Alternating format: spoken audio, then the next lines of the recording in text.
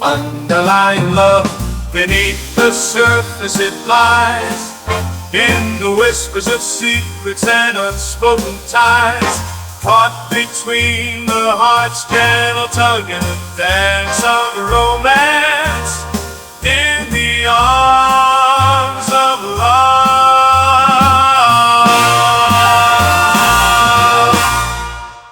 You are listening to Bradley Barkhurst's Underlying Love, a Worthington, Ohio mystery. Chapter 12, Part 2, The Christmas Crystal Ball. On Friday evening, Elizabeth, Betty, and Samuel joined the village folk on the snow-blanketed village green for the annual Christmas tree lighting ceremony. For the first time in years, the ground was frosted white, lending an extra magical air. As Mayor Henderson stood on stage about to light up the Christmas tree, the crowd eagerly counted down. At the cue, the tree gloriously lit up, eliciting cheers and applause. Nearby, the live nativity scene featured sheep and a donkey gathered around the manger, like something from a Christmas card. Moved by the Spirit, someone began singing, "O Little Town of Bethlehem," in a clear voice. Soon, everyone joyfully joined in, voices rising together under the starry sky. Afterwards, they broke into smaller groups, caroling door to door along the quaint homes edging the green. The holiday songs and generosity of spirit contrasted sharply with the specter of war. Arm in arm with Samuel, sharing a wrap, Elizabeth felt her heart swell. Despite the darkness looming ahead, this luminous scene was proof that light and hope endured. Worthington's undaunted streets resounded with melody and camaraderie. Even in trying times, their bonds remained unbroken. This simple yet profound truth lifted Elizabeth's spirit immensely. On Monday, Elizabeth left school early. She and Betty took a taxi to the Lazarus department store in downtown Columbus to shop for a new dress.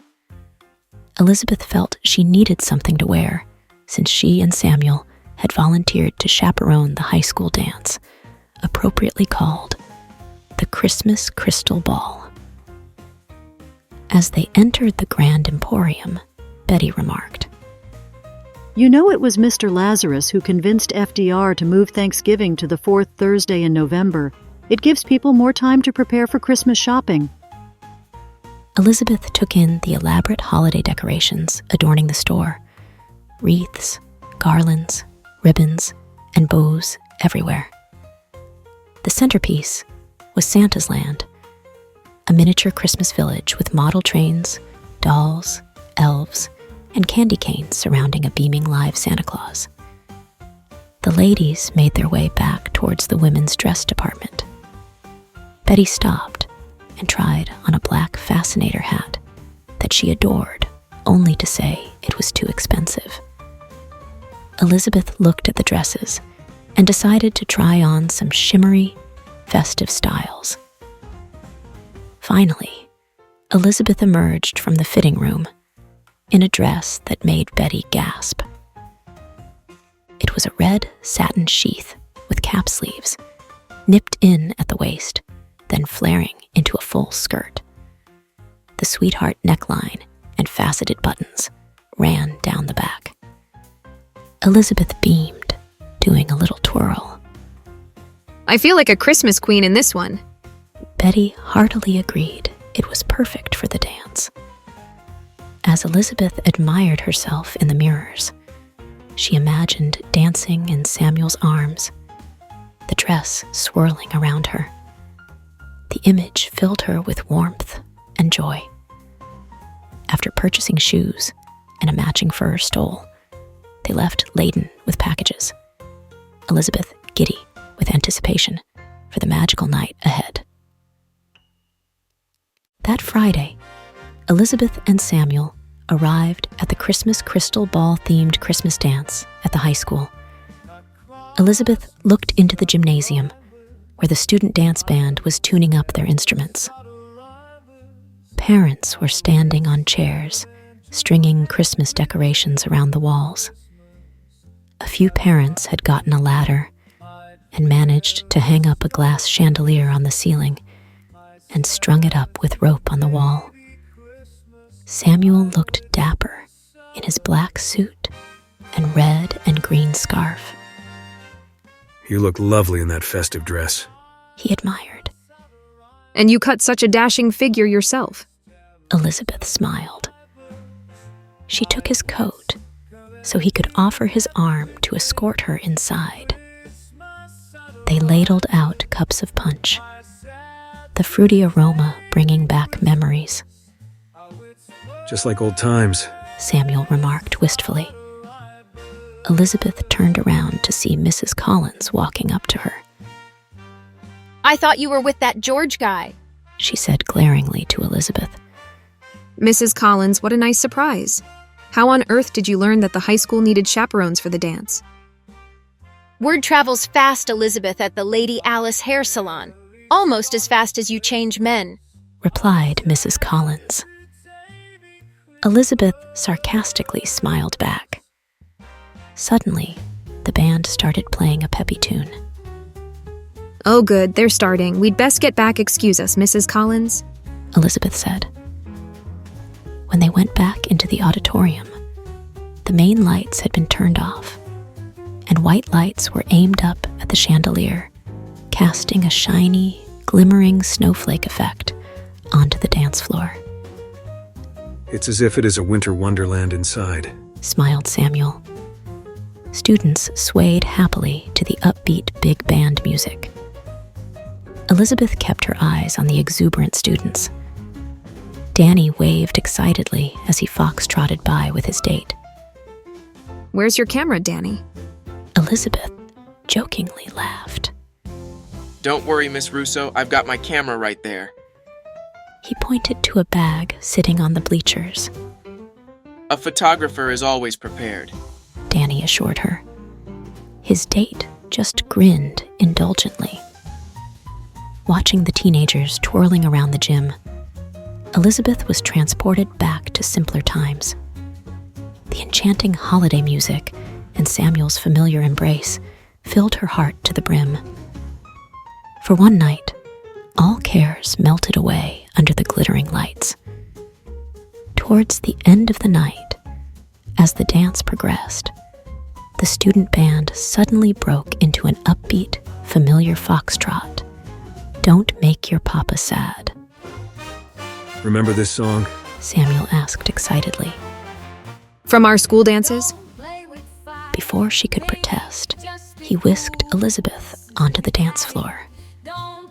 At first, self-conscious, Elizabeth soon lost herself in the spirited steps. But don't make your papa sad, baby, don't make me bad. Just like old times.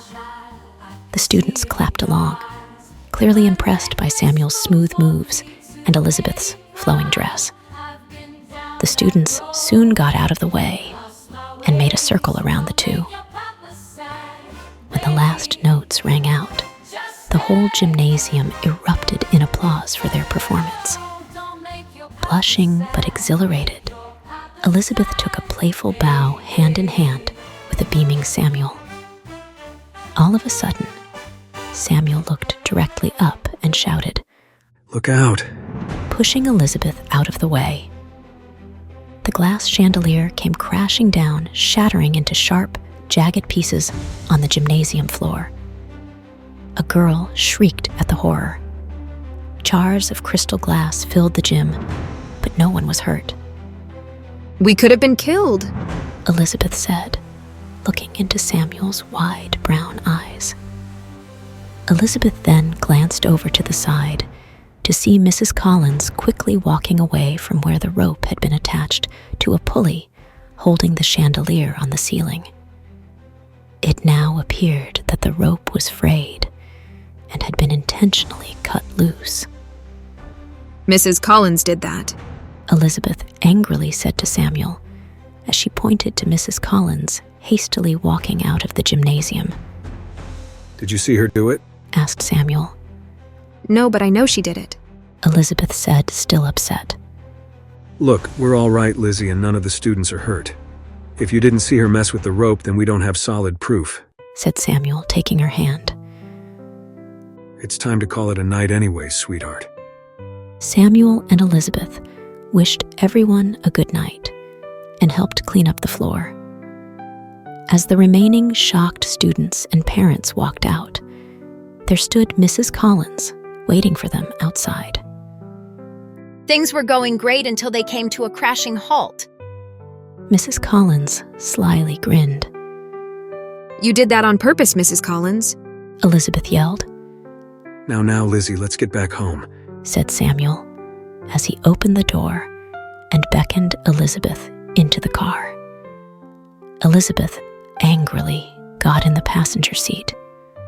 Samuel drove Elizabeth home in silence. He got out to open the car door for her under the cold winter moonlight.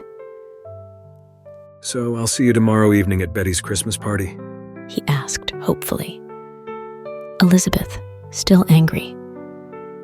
Yes, at least I don't have to worry about a chandelier falling on me over there, Elizabeth said with a sarcastic smile. Samuel smiled back and said, No, you just have to watch out for the jello.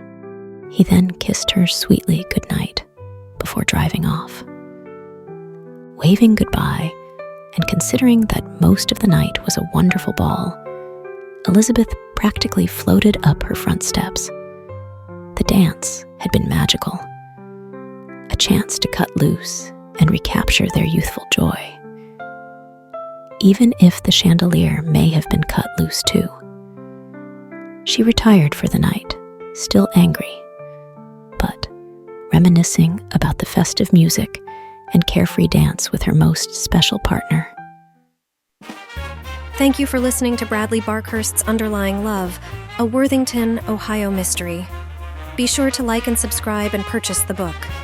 What will Elizabeth do now that she was almost murdered by Mrs. Collins? How will this affect the investigation? And what is Betty's mysterious Jell-O dish? And will it taste delicious? Keep listening to the next episode of Underlying Love, a Worthington, Ohio mystery.